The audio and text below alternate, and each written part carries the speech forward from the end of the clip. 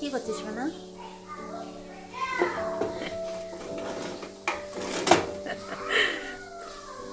তোর জন্য একটা দোকান খুলে দেবো, স্পাইরাল ব্যান্ডিং, কি বলে স্পাইরাল বাইন্ডিং এর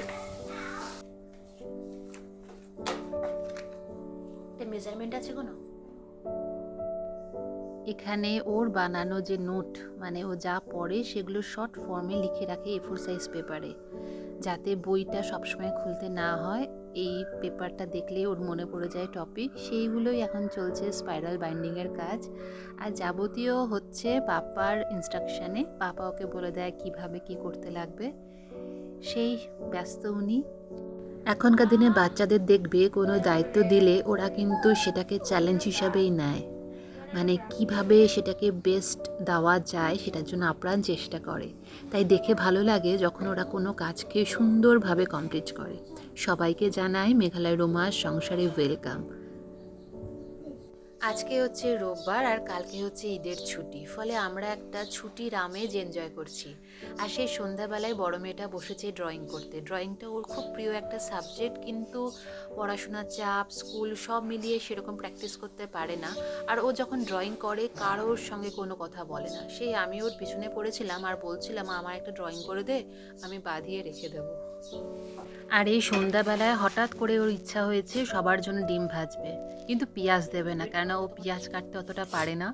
তাই আমি বললাম হ্যাঁ কোনো অসুবিধা নেই, আমরা পেঁয়াজ ছাড়াই ডিম ভাজা খাবো, কিন্তু আমি শুধু তোমায় গাইড করবো, সব করবে তুমি। কোনো অসুবিধা নেই।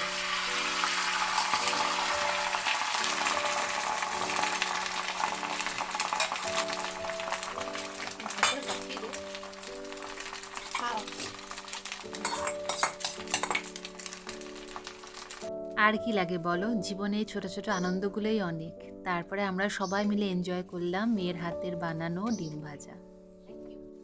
কিন্তু পিছন থেকে ওর পাপা বারবার এসে বলে যাচ্ছিল আগুন থেকে দূরে থাকো, তেল থেকে দূরে থাকো। এই চিন্তাটা মনে হয় কন্যা সন্তানদের বাবার অটোমেটিক চলে আসে। Are around in space. Some of them some of them are made up some of them are made of rocks, while some are made of gases.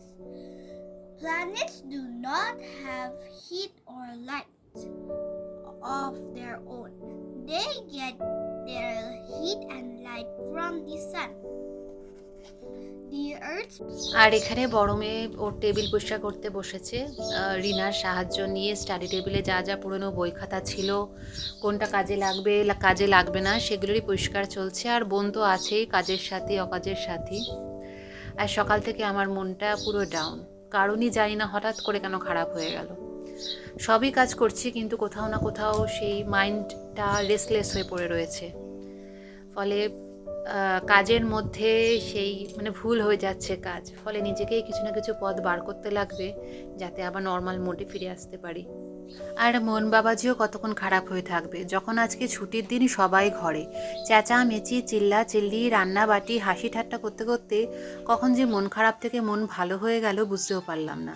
তাই মনটা যখন ভালোই হলো ভাবলাম মেয়েদেরও একটু মনটা ভালো করে দিই, তাই ওদের নিয়ে বেরিয়ে পড়লাম একটু ঘুরু ঘুরু করতে।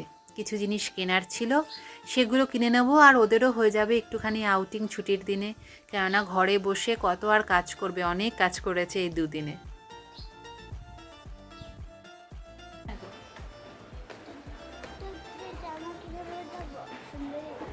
দেখি না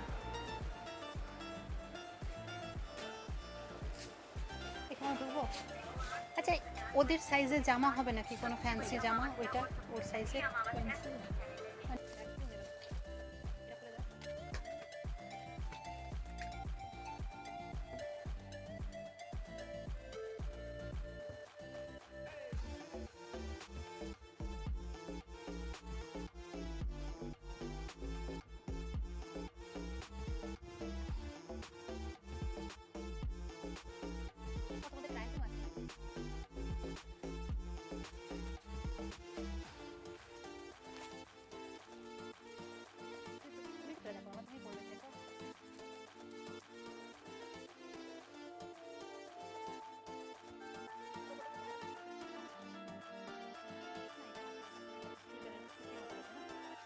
এই টাইপের একটা হবে না কি? হ্যাঁ? Which one is better? কিন্তু ওটা তোমাকে তোমার ভিতরে ইনার করতে লাগবে না, অনেক পিস থাকছে। এখানে কিন্তু বড় শহরের মতন অনেক দোকানের অপশান নেই, কয়েকটা লিমিটেড দোকান আছে যেখানে ভালো পছন্দ মতন জিনিস পাওয়া যায়। নো ডাউট অন্যান্য দোকানও আছে, আর তা না হলে অনলাইন অপশান। তার জন্য আমরা আজকে অফলাইনেই কিনলাম। 3-4টে দোকান ঘোরার পর অবশেষে একটা ওর জামা পছন্দ হলো। ও কিন্তু এখনও নিজের চয়েসটা করতে পারে না, একটু মার উপর ডিপেন্ডেন্ট। সেই ড্রেসের কালারই বলো বা মেটেরিয়ালই বলো, সব কিছুই যতক্ষণ না মা গ্রিন সিগন্যাল দেবে, আমার বড় মেয়ে কিন্তু এখনও ডিসাইড করতে পারে না। আমি তো পড়তেও পারবো না খালি চোখে। তো চশমা নাই, চশমা এখন কে বার করবে?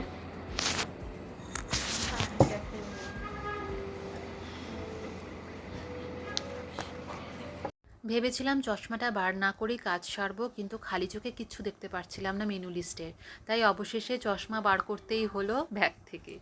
যাই হোক, ভালো মন্দ মিশিয়ে দিনটা কাটলো, তবে ওদের যে ভালো লেগেছে এটাতেই আমার শান্তি।